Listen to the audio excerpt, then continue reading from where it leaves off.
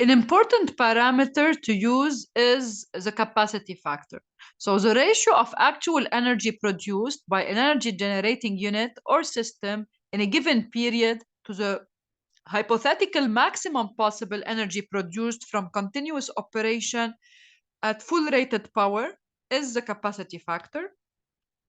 So as we can see here, we just divide the energy delivered over the maximum possible energy delivered. So to calculate the maximum possible energy delivered, we just multiply the nominal capacity or size of the power plant by the total number of hours per year.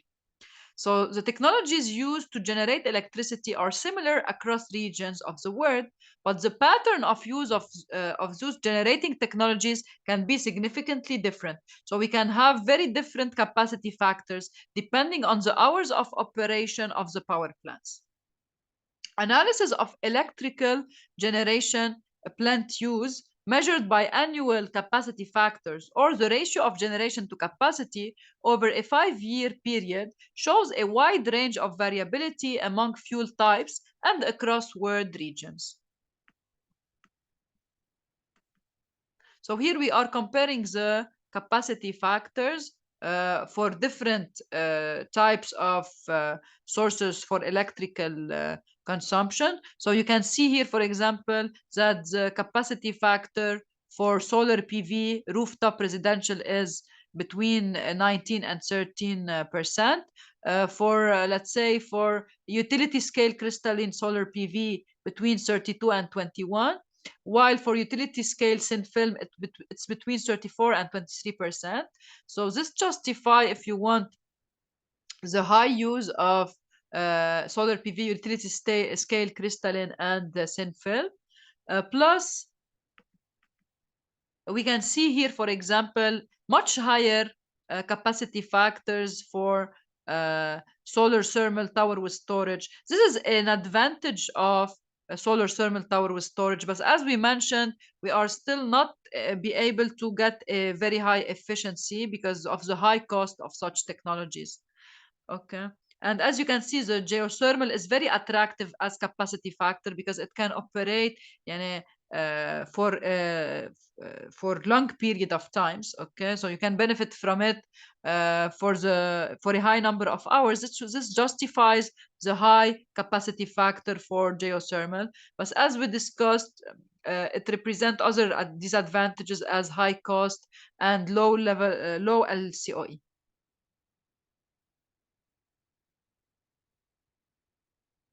And here we can see electric generator capacity factors in variable countries and regions. So as expected, the developed countries, okay, will be characterized by, in general, high values of capacity factors. So for example, in the United States, we have 60%, a capacity factor of 66%, in Canada, 62%, etc. While in general, we can see a very variable pattern. Okay, like here we are considering between 2008 and 2012 as a period of time, and we can see, depending on the type also, between coal, natural gas, and petroleum, the COP will vary from region to region. And we can see, for example, that the United States is mainly relying, let's say, on coal with a 66% percentages, uh, while, for example, for other countries like Middle East, they rely more on petroleum with a value of 84% for the capacity factor. In the following graph, we can compare electric generator capacity factors. Also, yani, we are continuing the comparison for other types of energies. And here we have renewable energies, hydro, solar, and wind. So hydropower is, as capacity factor, is more important in general than the case of solar and wind because of the larger availability of water. Okay, and you can use it the whole in all times. While for solar, you know that you are restricted by the sunshine hours, etc. But because of the high advancement in technology of solar systems, we had low levelized cost of electricity. This is why we opt for solar technologies.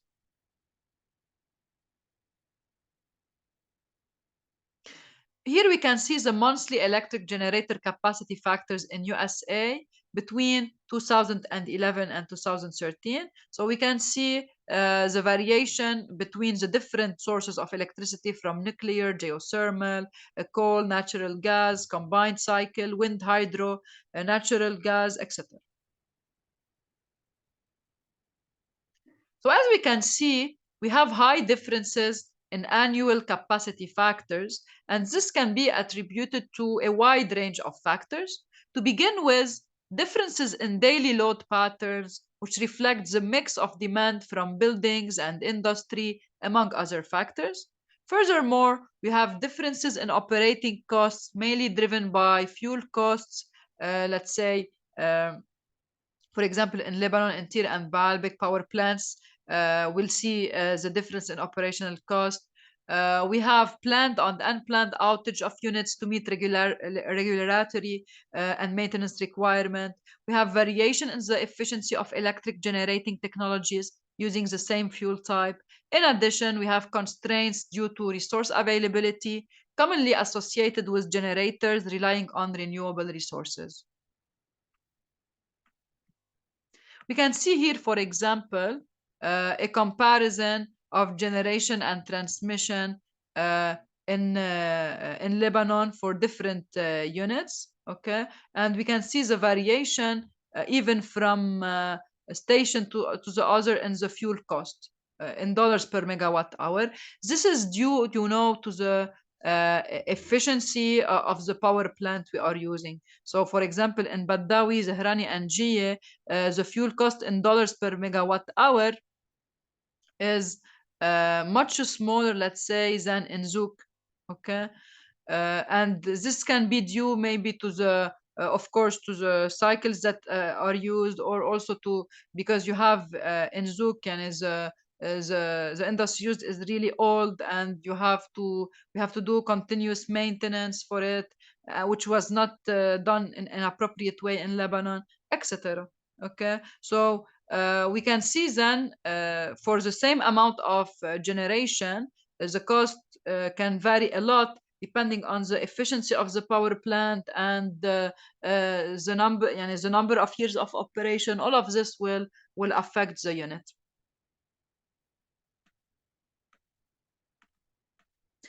Now, we can see here some selected renewable energy generation technologies that are cost competitive with conventional generation technologies under certain conditions. So, as we mentioned before, in general, solar PV crystalline utility scale and solar PV thin film utility scale are competitive with conventional techniques. Also, wind is a good strategy. Concerning the conventional one, uh, as we said here, yani for example, for the condition investigated here, we have the gas combined cycle performed well because of the high efficiency of this cycle.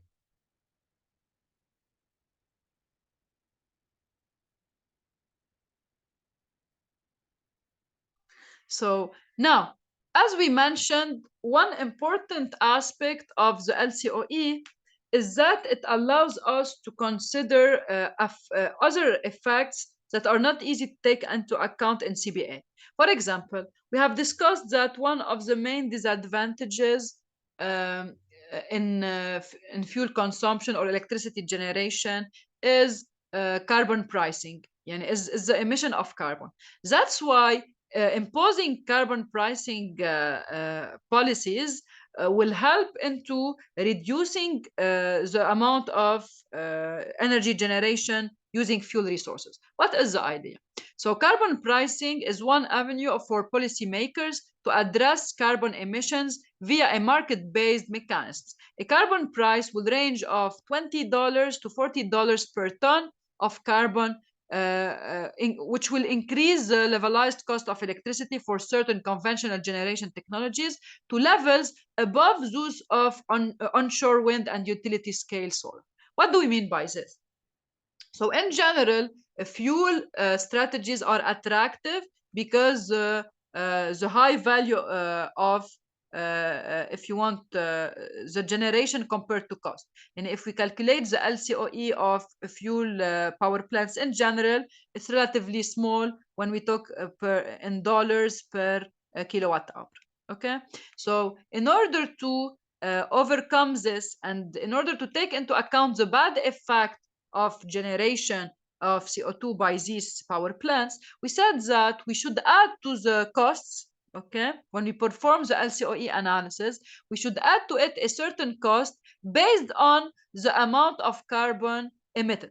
So let's say, for example, we put a range of conditions, and for each ton of carbon emitted, we should pay between $20 and $40. This will depend, of course, on the country and the policies adopted. But in this case, whenever we consider this, we should first compute the amount of carbon CO2 generated, and we will be able then to compute the mass in tons of carbon. And in this case, depending on the range, on the price that we can select in this range, let's say, for example, $30. So we can compute that for each ton, we should add the cost of $30 per ton. So we multiply by the number of tons for each year, let's say. And of course, we apply discounting issues. So we add this to the cost when we perform the calculation of the levelized cost of energy. So we include that in the cost A, if you remember, in the formula. Okay, so here, if we go back to the formula here,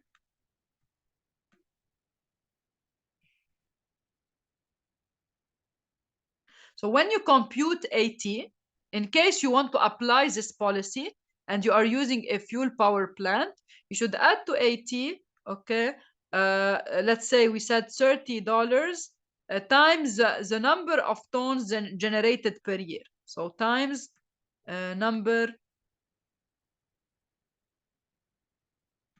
of tons generated per year, okay?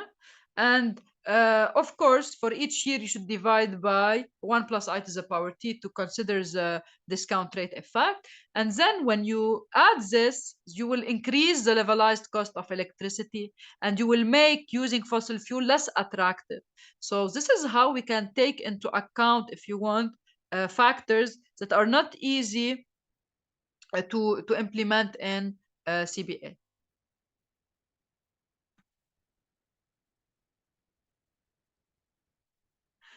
In annual, of course, it will account for the number of tons. For each year, you should compute the number of tons. You should multiply by the number of tons, because higher is the production of CO2, larger the amount you should pay. Okay.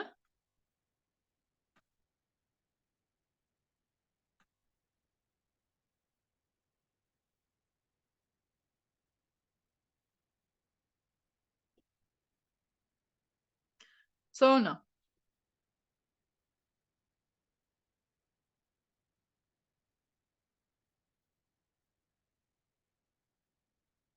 so as we discussed, okay, imposing such policies can help a lot into reducing the use of fossil fuel power plants and giving advantage to renewable energy strategies. So this is a smart way if you want to make a factor that is bad for the environment to transform it into money terms. Now, in light of material declines in the pricing of system components and improvement in efficiencies, among other factors, wind and utility scale solar PV have exhibited dramatic levelized cost of electricity declines. However, as these industries have matured, the rate of decline have diminished. So if we observe, for example, the following graph, we can see how the levelized cost of electricity for renewable wind energy was reduced between 2009 and 2021 with a really large amount, especially if we explore the first transition period here, we have a very high decrease because of the advancement of technologies done. Now you know that more we progress, it will be more difficult to come up with new enhancement. That's why this rate of decrease will become smaller with time.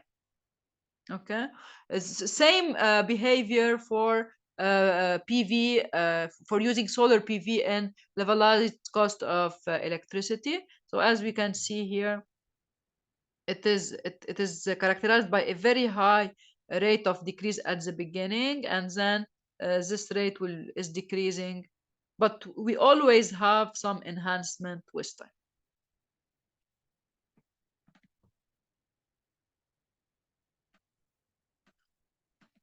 Now, estimating the costs of producing electricity from a new power plant or for a given technology is one of the advantages of the LCOE. In addition, analyzing the variable generation option available to investors in a given market will allow him to do a good comparison in a appropriate framework. So since market differs, investors can adjust the key cost parameters as well as the assumption to reflect the local and regional market realities. Identifying the least cost option among alternative generation investments. In addition, the LCOE will allow to evaluate the impact of market changes on generation costs. Plus, it will assess the cost structure of variable generation options. In addition, it will allow to assess the impacts of changes in key assumptions, including key policy parameters such as carbon prices on unit costs. Furthermore, LCOE approach does not reflect in a convenient way the market realities characterized by uncertainties. So we have always risk profiles, and it's not very simple as we discussed before to, especially for plants that will have a long lifetime, to be able to determine the real effect of time on the costs that we have. And this is common not only for LCOE, this is common for CBA and financial analysis. Furthermore, the LCOE approach provides generation cost at the plant level and does not include the network cost of a power system. And when you deal with a certain utility, you also have, let's say, costs that are not restricted to the utilities that you are working with. So, for example, if we consider, let's say, a power system, okay, we should not only take into consideration this power system but also any additional costs that are taking place in the network. And you have, for example, in Lebanon, you have 15% of technical losses, you have 15% of non-technical losses after supplying the electricity. So these data are not considered into a levelized cost of electricity. Furthermore, the LCOE approach reveals little information on the contribution of a given technology to addressing energy security. Energy security, which will tackle in detail in future presentations, has a lot of parameters. One of them is to supply in a continuous way energy. So you need to provide energy continuously. And one of the problem of renewable energy is that you cannot allow completely independent behavior. It cannot give you for the whole time you need your demand of electricity. That's why in general we should have a backup with it. Plus also another important factor that was not considered in LCOE is the environmental sustainability. In addition, LCOE does not indicate the relative likely stability of production costs over a plant's lifetime, and therefore the potential contribution to cost and possibly price stability.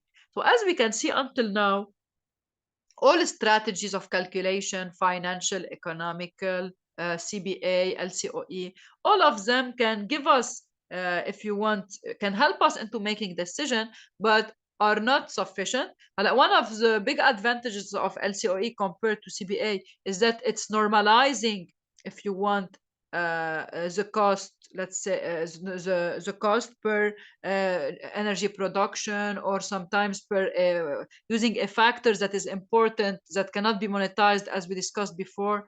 You can talk about in another project, of course, you can talk about the number of lives saved, reduction of, let's say, deaths, accidents, etc. So these issues that can be used to normalize our system, okay, will make this analysis better than the CBA method,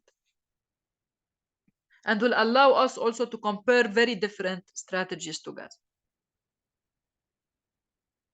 Now, the LCOE comprise both generation cost and integration costs. So, for example, whenever we want to assess the total costs of electricity, we should consider first profile costs that occur because wind and solar PV are variable. So, in particular, at higher shares, it's to increasingly inappropriate load matching properties. Backup capacities are needed due to a low capacity credit. So whenever you want to use such energies on a larger scale, you need to pay attention that sometimes you have a mismatch. You don't have the amount of energy required to supply. So you should always have a certain backup, another plan, in order to ensure for the whole time electricity. And that's why in general, we combine renewable energy strategies with other strategies. So, in addition, we have to add balancing costs, which occur because renewable supply is uncertain. Day ahead forecast errors of wind or solar PV generation cause unplanned intraday adjustment for dispatchable power plants and require operating reserves and that respond within minutes to seconds. So even sometimes you can have also let's say some unexpected behavior, because sometimes, let's say, you expect a larger number of sunny hours. So if you have a lower number, you should act instantaneously in order to control this and supply the corresponding need. Additional costs include grid-related costs. So when variable renewable energy supply is located far from load centers, investments in transmission might be required. If grid constraints are enhanced by variable renewable energy, the cost for congestion management, like redispatch of power plants, will increase. So on a bigger scale, using all of these types of energy together will require a larger cost. So as we can see here, integration cost can significantly increase with growing shares. If you want to create a large system to be able to supply needs of let's say on a country level or between countries, the connection between these systems will become more complex, and this will add to costs. So at low shares, integration costs start at slightly negative values, but steeply increase with further deployment. So here we can see, depending on the percentage of share of electrical energy produced by wind, how we have an increase into the levelized cost of energy, because when we work on larger scale, communication between several systems will be more complex, and this will lead to a higher levelized cost of energy.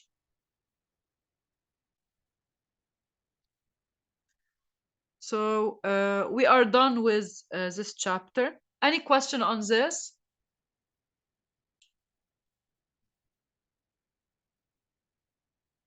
Okay, so we continue with a new lecture next time. Thank you.